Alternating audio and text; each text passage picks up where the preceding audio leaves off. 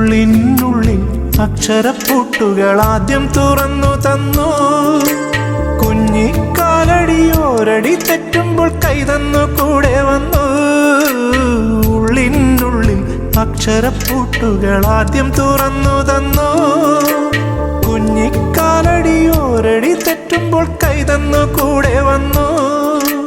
ജീവിത പാതകളിൽ ഇനി എന്നിനി കാണുന്ന മറ്റൊരു ജന്മം കൂടെ ജനിക്കാൻ പുണ്യം പുലർന്നിടുമോ, പുണ്യം പുലർന്നിടുമോ? ഇന്നലെ